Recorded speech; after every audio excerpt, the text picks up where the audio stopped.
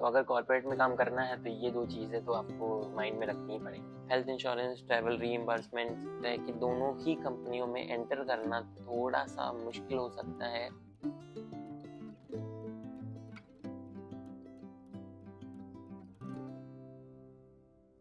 Hey guys, and welcome back to my channel, and welcome back to another video, and welcome back to another episode of the corporate clash.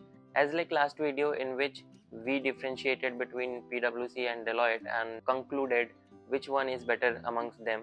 In this video I'll be telling you about EY and KPMG, and हम ये भी देखेंगे कि last में कौन better निकलता है इन दोनों में से, बिकॉज ये दोनों firms high paying jobs, corporate culture and work environment एक बहुत अच्छा प्रोवाइड करती हैं, एंड दोनों ही बिग फोर में इंक्लूडेड हैं, एंड दोनों ही ग्लोबल प्रेजेंस के लिए जानी जाती हैं। सो इस वीडियो में हम यही फोकस करेंगे कि इन दोनों में से कौन ज़्यादा बेटर है in terms of their insights, in terms of their benefits which they are providing to their employees, और सभी चीज़ों पे बात करेंगे। एंड लास्ट में हम ये भी देखेंगे कि आपके लिए कौन सी ज़्यादा अच्छी होगी, या मैक्सिमम एम्प्लॉयज़ किस में जाना प्रेफर करते हैं।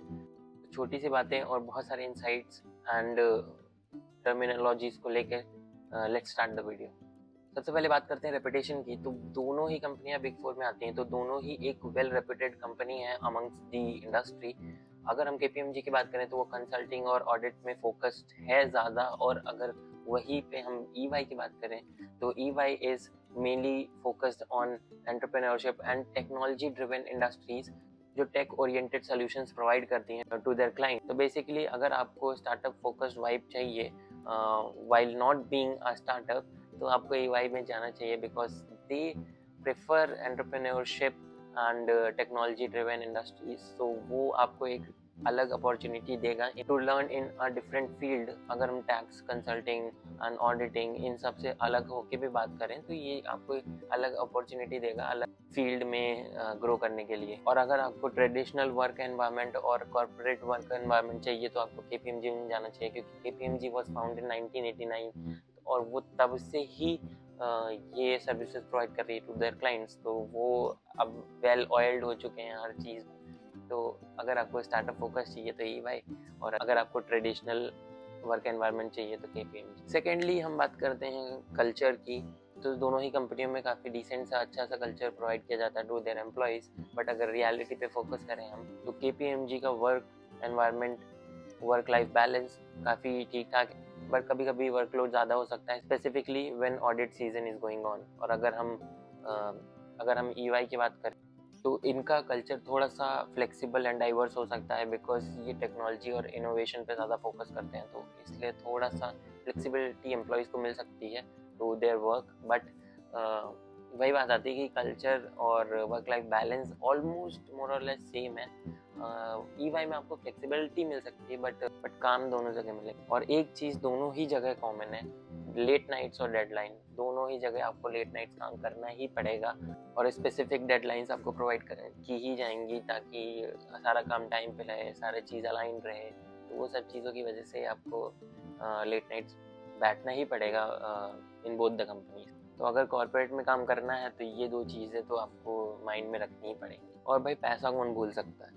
सो अगर सैलरी एंड पर्क्स की बात करें हम तो केपीएमजी में सैलरी 6 से 8 लाख तक पैकेज प्रोवाइड किया जाता है, और एंट्री लेवल पे इसके साथ प्रमोशंस और increment based on the industry standards मिल जाते हैं ठीक ठाक से।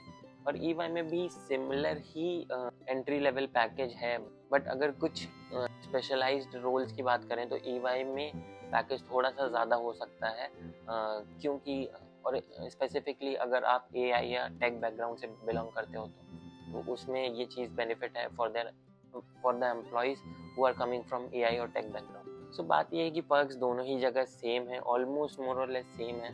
Health insurance, travel reimbursement and team bonding events, ये सब चीज़ें आपको दोनों ही जगह मिलेंगी। सिर्फ एक चीज़ जो नहीं मिलेगी वो टाइम। कुछ केपीएमजी एम्प्लॉयज़ का कहना है कि हम तो ग्लोबल ऑडिट पे फोकस करते हैं और बहुत बड़े बड़े MNCs हमारे क्लाइंट्स हैं। तो वही EY एम्प्लॉयज़ का कहना है कि वो फ्यूचर फोकस्ड हैं और टेक्नोलॉजी फोकस्ड हैं, तो वो एक सस्टेनेबल इनिशिएटिव क्रिएट कर रहे हैं फॉर द फ्यूचर। एंड अगर हम बात करें तो यही एक राइवलरी है बिटवीन EY एंड KPMG, कि दोनों अपनी जगह पे सुप्रीम होना चाह रहे हैं, and when it comes to a point जहाँ पे दोनों ही कंपनीज एंटर कर रही हैं या एंटर्ड हैं ऑलरेडी, तो वहाँ पे ये राइवलरी क्रिएट होती है, एंड वहीं पे हम ये फाइंड आउट करने की कोशिश करते हैं कि उस पर्टिकुलर एस्पेक्ट में कौन ज़्यादा बेटर।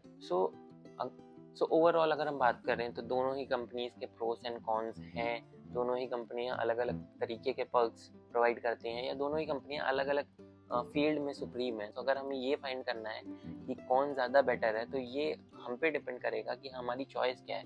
अगर हम ऑडिट कंसल्टिंग या इन सब चीज़ों में जाना चाहते हैं तो KPMG हम जाएंगे इन दोनों में से अगर हम चूज़ कर रहे हैं तो। और अगर हम फ्यूचर फोकस या टेक्नोलॉजी ड्रिवन इंडस्ट्री में जाना चाहते हैं तो हम EY को प्रेफर करेंगे। Most probably majority of the employees will prefer EY।